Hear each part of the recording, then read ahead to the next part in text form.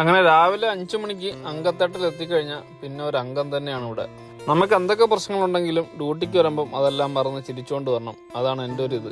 ഞാൻ വർക്ക് ചെയ്യുമ്പോൾ എപ്പോഴും ഏപ്രിൽ കെട്ടിയിട്ടേ വർക്ക് ചെയ്യാറുള്ളൂ. ജോലി തുടങ്ങുന്നതിന് മുന്നേ നമ്മളെ പണി പഠിപ്പിച്ച ആശാമാരെയും ദൈവങ്ങളെയൊക്കെ പ്രാർത്ഥിച്ചിട്ടാണ് ഞാൻ തുടങ്ങാറ്. ഇതാണ് രാവിലത്തെ പ്രൊഡക്ഷൻ ലിസ്റ്റ്. ഞാൻ ചെയ്യേണ്ട ഐറ്റംസ് ഒക്കെ മറക്കിയതിന് ശേഷം എല്ലാ ഷോപ്പിലേക്കുള്ള ക്രേഡ്സ് ഒക്കെ റെഡിയാക്കി വയ്ക്കും. അത് കഴിഞ്ഞിട്ടാണ് നമ്മൾ അംഗം തുടങ്ങുന്നത്. ഇവിടെ സ്വിച്ച് ഇട്ട് കഴിഞ്ഞാൽ ക്രീം വരുന്ന ഒരു അടിപൊളി മെഷീനുണ്ട്. ആദ്യമായിട്ട് ഇത് കണ്ടപ്പം എനിക്ക് ഭയങ്കര അതിശയമായിട്ട് തോന്നി. കാരണം നമ്മളെ നാട്ടിലൊന്നും ഇത് കണ്ടിട്ടില്ല.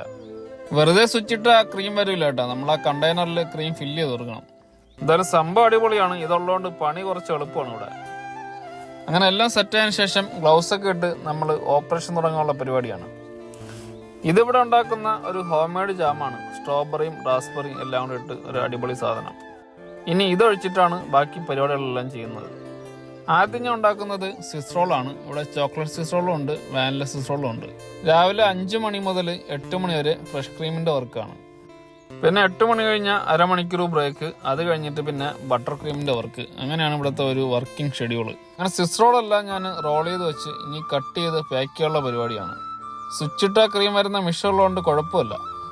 ഇവിടെ വെള്ളി, ശനി, ഞായർ കുറച്ച് തിരക്ക് കൂടുതലുള്ള ദിവസങ്ങളായിരിക്കും. അന്ന് കുറച്ച് കൂടുതൽ കേക്കിൻ്റെ ഓർഡർ ഉണ്ടാവും.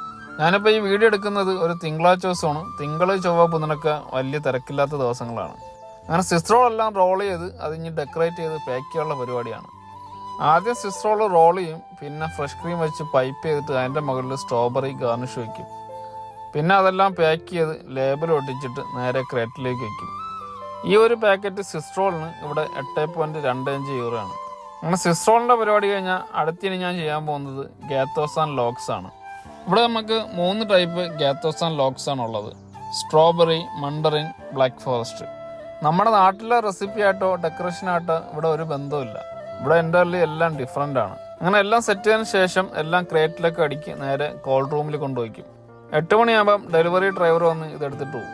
അങ്ങനെ രാവിലെ 5 മണിക്ക് തുടങ്ങുന്ന അംഗം ഏകദേശം ഒരു 8 മണിയാകുമ്പം കഴിയും. അത് കഴിഞ്ഞ് ടേബിളെല്ലാം ക്ലീൻ ചെയ്ത് നീറ്റാക്കിയിട്ട് നേരെ ബ്രേക്കിന് പോകാനുള്ള പരിപാടിയാണ്. രാവിലെ ഡ്യൂട്ടിക്ക് 6-7 പേരുണ്ടാവും പേസ്ട്രി റൂമിൽ. എല്ലാവരും അവരുടെ പണിയെടുക്കും പോവും. വേറെ ചോദ്യം പറച്ചിലൊന്നുമില്ല. ഇതൊക്കെ കാണുമ്പം വളരെ സിമ്പിളായിട്ട് തോന്നുമെങ്കിലും അത്യാവശ്യം നല്ല പണിയുണ്ട്. കട്ടപ്പണിയാണെങ്കിലും ഇവിടെ എല്ലാവരും ഹാപ്പിയാണ്. അപ്പോൾ ഇനി ബ്രേക്ക് കഴിഞ്ഞിട്ടുള്ള അംഗം അടുത്ത വീഡിയോയിൽ കാണാം. വീഡിയോസൊക്കെ ഇഷ്ടമായെന്ന് വിചാരിക്കുന്നു. ഇഷ്ടമെങ്കിൽ വീഡിയോ ലൈക്ക് ചെയ്യാനും പേജ് ഫോളോ ചെയ്യാനും മറക്കല്ലേ. അപ്പോൾ എല്ലാവർക്കും ബൈ ബൈ.